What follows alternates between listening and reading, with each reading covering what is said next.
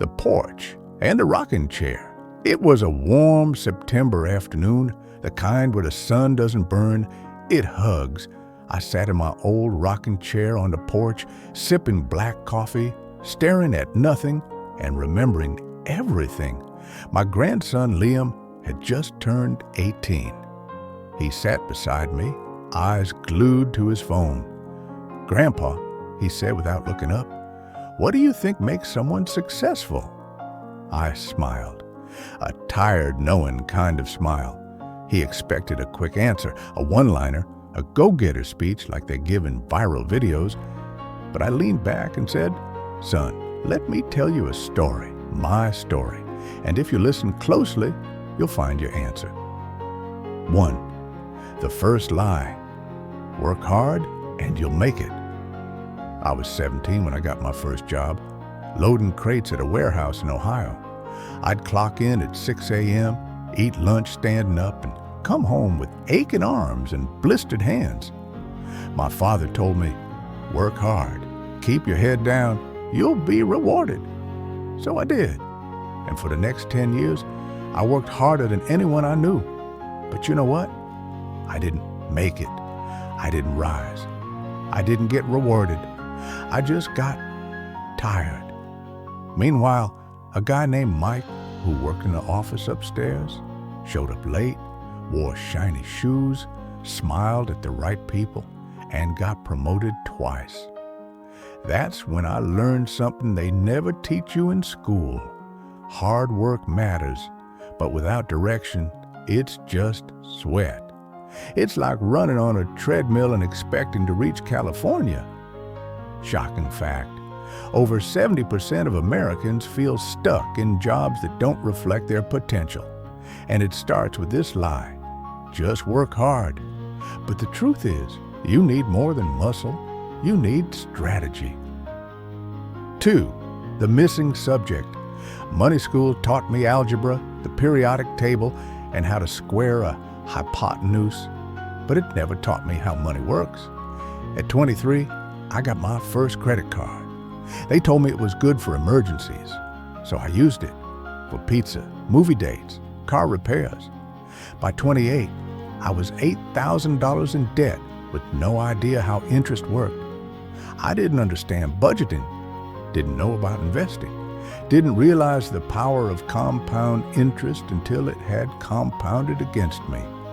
Shocking fact, the average American household carries over $7,000 in credit card debt.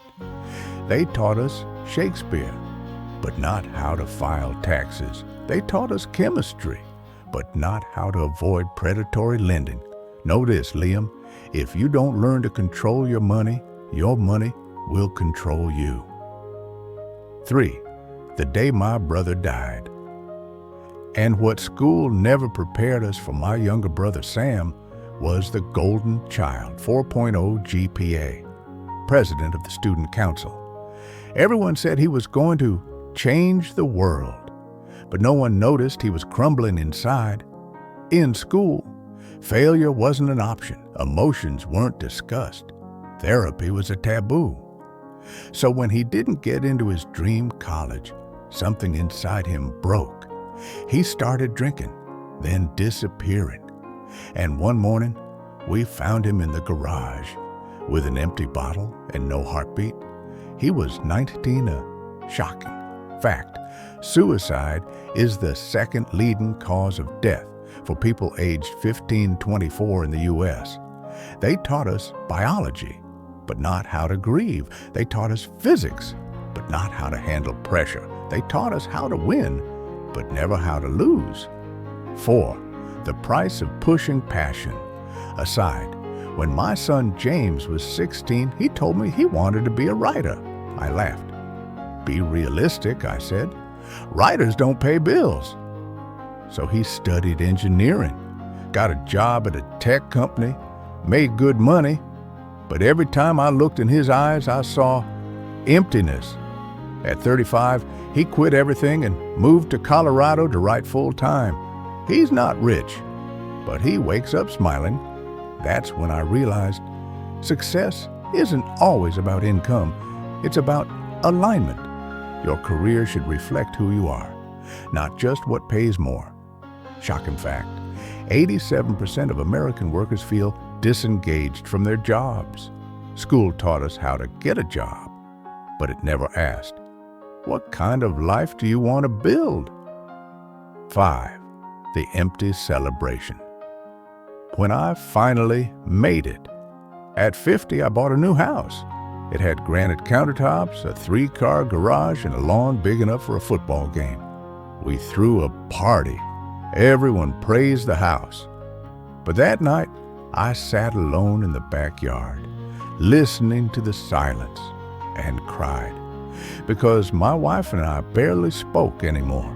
My kids were closer to their iPads than to me, and I realized I had built a mansion with no warmth inside. I spent 30 years climbing the ladder of success, only to find it was leaning against the wrong wall.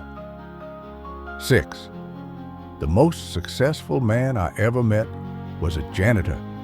His name was Carl. He cleaned our building at night, wore the same faded shirt every day, but everyone loved him. He knew every person's name, gave away his lunch, made kids laugh. One night, I asked him, Carl, what's your secret? You're always happy. He smiled and said, because I don't measure life by dollars. I measure it by moments. When he passed away, the funeral hall was full. Doctors, teachers, CEOs, kids, strangers, all crying.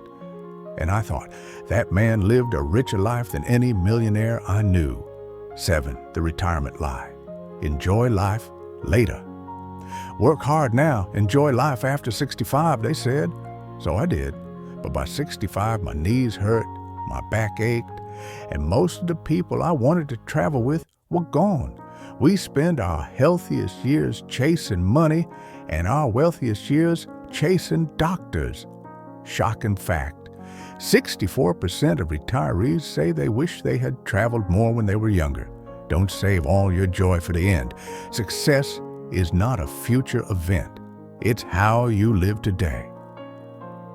8. What school should have taught us? Let me tell you what really matters.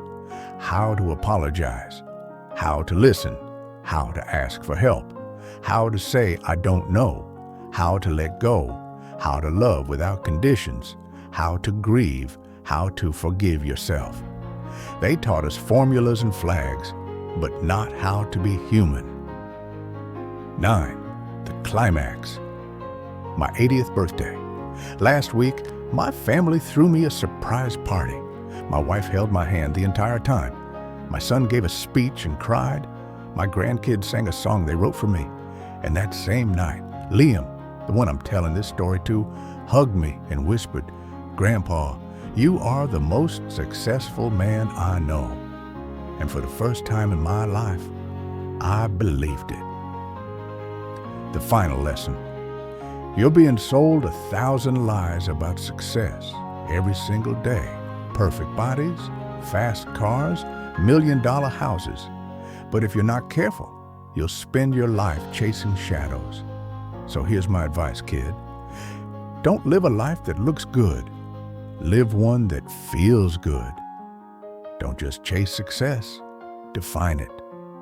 And don't wait until 80 to realize the most successful life is a loved life.